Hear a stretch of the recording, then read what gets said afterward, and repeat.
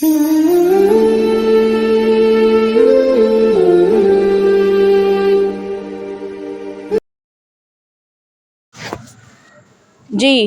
چلو ٹھیک ہے جی، آگے چلتے ہیں۔ آیت نمبر 143 سورہ بقرہ۔ بسم اللہ الرحمن الرحیم۔ وَكَذَلِكَ جَعَلْنَاكُمْ أُمَّةً وَسَطًا لِتَكُونُوا شُهَدَاءَ عَلَى النَّاسِ وَيَكُونَ الرَّسُولُ عَلَيْكُمْ شَهِيدًا وَمَا جَعَلْنَا الْقِبْلَةَ الَّتِي كُنْتَ عَلَيْهَا إِلَّا لِنَعْلَمَ مَن يَتَّبِعُ الرَّسُولَ مِمَّن يَنقَلِبُ عَلَى عَقِبَيْهِ وَإِن كَانَتْ لَكَبِيرَةً إِلَّا عَلَى الَّذِينَ هَدَى اللَّهُ وَمَا كَانَ اللَّهُ لِيُضِيعَ إِيمَانَكُمْ إِنَّ اللَّهَ بِالنَّاسِ لَرَءُوفٌ رَحِيمٌ۔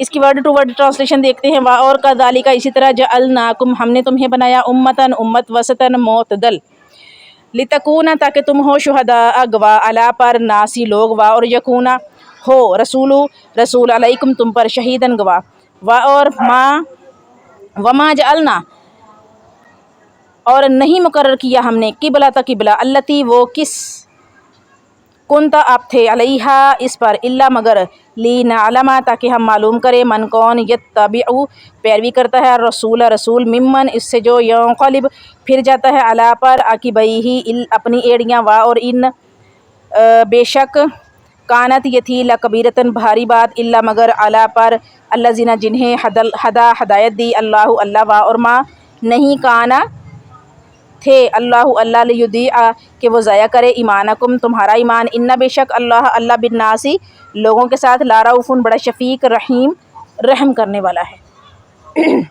یہاں پر جو ہے وہ ہم اس کی ٹرانسلیشن دیکھتے ہیں کہ اسی طرح ہم نے تمہیں امت وسط بنایا تاکہ تم لوگوں پر گواہ ہو اور رسول تم پر گواہ ہو۔ جس کی بلا پر تم پہلے تھے اسے ہم نے صرف اس لیے مقرر کیا تھا تاکہ ہم جان لیں کہ رسول کا پیروکار کون ہے اور کون اپنی ایڑیوں کے بل پھر جاتا ہے۔ گویا کام بڑا مشکل تھا مگر جنہیں اللہ تعالیٰ نے ہدایت دی ہے ان کے لیے مشکل ثابت نہ ہوا، اور اللہ تعالیٰ تمہارے ایمان کو ہرگز ضائع نہیں کرے گا۔ یقیناً اللہ تعالیٰ لوگوں کے ساتھ شفقت اور مہربانی کرنے والا ہے۔ اب یہ ہوگی ٹرانسلیشن ہماری الحمدللہ۔ آگے دیکھتے ہیں ہم کہ اس کی جو تفسیر ہے مستقبل قریب میں، یعنی کہ ابھی اس میں جو ٹاپک چل رہا ہے وہ تحویل کعبہ کا سٹارٹ ہوا ہے۔ مستقبل قریب میں تحویل کعبہ کی طرف اشارہ فرماتے ہوئے کذالک کا استعمال کیا ہے۔ لفظ ہے کذالک، اصل لفظ ہے ذالکم ہے جس میں حرف کاف کا اضافہ کیا گیا ہے۔ اسے عربی زبان میں حروف تشبیہ کہا جاتا ہے جس کا معنی ہے مانند جیسے ہے، یعنی کہ جس کا معنی مانند جیسے ہے کہ اس کی مانند اس کے جیسا۔ یہاں اشارتاً یہ بات سمجھائی گئی ہے کہ جس طرح جغرافیائی لحاظ سے تمہارا قبلہ زمین کے وسط میں واقع ہے اسی طرح ہی ہدایت اور فکر و عمل کے اعتبار سے تمہیں امت عدل اور وسط بنایا گیا ہے۔ محشر کے دن جب پہلی امتوں سے ان کی انبیاء کے بارے میں سوال ہوگا کہ انبیاء نے میرا پیغام آپ تک پہنچایا یا نہیں، بعض امتیں واضح طور پر اپنے نبیوں کی جدوجہد کی نفی کر دیں گی۔ اس کے بعد انبیاء علیہ السلام کو اپنی تائید کے لیے گواہ لانے کا حکم ہوگا۔ وہ اللہ تعالیٰ کے حضور عرض کریں گے کہ ہماری گواہی امت محمدیہ کے لوگ دیں گے۔ تب آپ صلی اللہ علیہ وآلہ وسلم کی امت کے لوگ عرض کریں گے کہ یا الہی یہ لوگ غلط بیانی کر رہے ہیں، ان کے انبیاء نے تو تیرا پیغام ٹھیک ٹھیک ان تک پہنچا دیا۔ اب یہاں پر مسند احمد کی ایک حدیث کوٹ کروں گی کہ حضرت ابو سعید خدری رضی اللہ عنہ بیان کرتے ہیں کہ رسول اللہ صلی اللہ علیہ وآلہ وسلم نے فرمایا روز قیامت نوح علیہ السلام کو بلا کر پوچھا جائے گا کہ کیا تو نے میرا پیغام پہنچا دیا تھا؟ وہ جواب دیں گے ہاں۔ پھر ان کی قوم کو بلا کر پوچھا جائے گا کیا نوح علیہ السلام نے تمہیں تبلیغ کی اور میرا پیغام پہنچایا تھا؟ وہ کہیں گے ہمارے پاس تو ڈرانے والا کوئی بھی نہیں آیا۔ حضرت نوح علیہ السلام سے کہا جائے گا آپ کی گواہی کون دے گا؟ وہ کہیں گے محمد صلی اللہ علیہ وآلہ وسلم اور ان کی امت۔ آپ صلی اللہ علیہ وآلہ وسلم نے فرمایا یہی اللہ کا فرمان ہے کہ اسی طرح ہم نے تمہیں امت وسط بنایا ہے۔ سبحان اللہ۔ دیکھ لیجئے کہ ہمارا جو منصب ہے، ہمارا جو مرتبہ ہے وہ دیکھ لیجئے، ہمیں امت وسط کہا گیا ہے، یعنی ہر امت کے اوپر گواہی ہماری میرے نبی کی امت، سبحان اللہ، میرے نبی پیارے نبی صلی اللہ علیہ وآلہ وسلم، ان کی امت جو ہے وہ گواہی دے گی اور گواہی سچی دے گی۔ اسی لیے اس امت کو عدل کا لقب عطا کیا گیا ہے کیونکہ عدالت میں عادل کی گواہی معتبر ہوا کرتی ہے۔ اللہ تعالیٰ چاہتا تو ہجرت مدینہ کی ابتدائی دنوں میں تحویل کعبہ کا حکم دے سکتا تھا، لیکن ایسا اس لیے نہیں کیا گیا تاکہ تحویل کعبہ کے ذریعے لوگوں کو آزمایا جائے کہ کون اللہ کا حکم سمجھ کر اپنا قبلہ تبدیل کرتا ہے، کیونکہ ہدایت یافتہ لوگ اللہ تعالیٰ کے حکم کے مقابلے میں حالات اور سمت نہیں دیکھا کرتے۔ تحویل کعبہ بہت بڑی آزمائش اور اقدام تھا۔ اللہ تعالیٰ کا کرم و فضل دیکھیے کہ بیت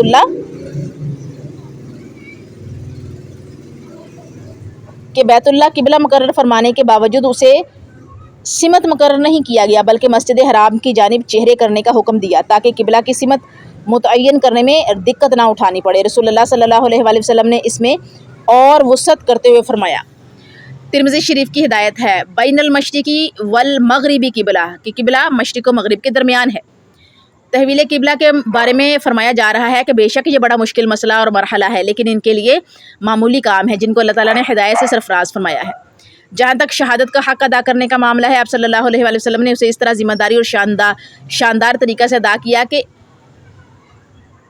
امت کا ایک ایک فرد پکار اٹھا کہ اے رسول صلی اللہ علیہ وآلہ وسلم، آپ نے کمال طریقے سے یہ حق ادا فرما دیا ہے، لہٰذا اب امت کا فرض ہے کہ وہ اس ذمہ داری میں کوتاہی نہ کرے۔ بخاری شریف کی حدیث ہے، کتاب الحج ہے۔ حضرت ابو بکرہ رضی اللہ عنہ بیان کرتے ہیں کہ نبی کریم صلی اللہ علیہ وآلہ وسلم نے حج کا خطبہ دیتے ہوئے فرمایا، یقیناً تمہارے خون اور تمہارے مال تم پر ایسے ہی حرام ہے جیسا کہ تمہارے لیے آج کا دن، مہینہ اور یہ شہر قیامت تک کے لیے حرام ہے۔ پھر آپ نے فرمایا کہ میں نے اللہ تعالیٰ کا پیغام تم تک پہنچا دیا ہے، تو لوگوں نے جواب دیا ہاں۔ آیت کے آخر میں اللہ تعالیٰ نے صفت رعوف کا ذکر فرما کر مخلص اور تابع دار بندوں کو تسلی دی ہے کہ مخالف جس قدر چاہے پروپیگنڈا کریں، تمہاری پہلی نمازیں ہرگز ضائع نہیں ہوں گی، کیونکہ اللہ تعالیٰ اپنے بندوں کے ساتھ انتہائی رحم اور شفقت فرمانے والا ہے۔ الرعوف کہتے ہیں جو کسی کو نقصان سے بچا کر مزید نوازنے والا ہو۔ یہاں نماز اور ایمان کو باہم مترادف قرار دیا گیا ہے۔ نماز کی اہمیت سمجھنے کے لیے رسول اللہ صلی اللہ علیہ وآلہ وسلم کا ارشاد ذرا ملاحظہ فرما لے کہ مسلم شریف کی حدیث ہے، کتاب الایمان، بین الرجل و بین الشرک والکفر ترک الصلاۃ، کہ مسلمان اور کفر و شرک کے درمیان ترک نماز کا فرق ہے، یعنی مسلم، کافر اور مشرک کے درمیان جو فرق کرتی ہے وہ نماز کرتی ہے۔ اس میں جو پوائنٹس ہائی لائٹ کیے گئے ہیں، مسائل ہیں، دیکھیے گا ذرا۔ نمبر 1، آپ صلی اللہ علیہ وآلہ وسلم کی امت معزز اور عدل کرنے والی ہے۔ نمبر 2، یہ امت فکر و عمل کے لحاظ سے معتدل قرار پائی۔ نمبر 3، امت محمدیہ پہلی امتوں پر اور آپ صلی اللہ علیہ وآلہ وسلم اس امت پر گواہ ہوں گے۔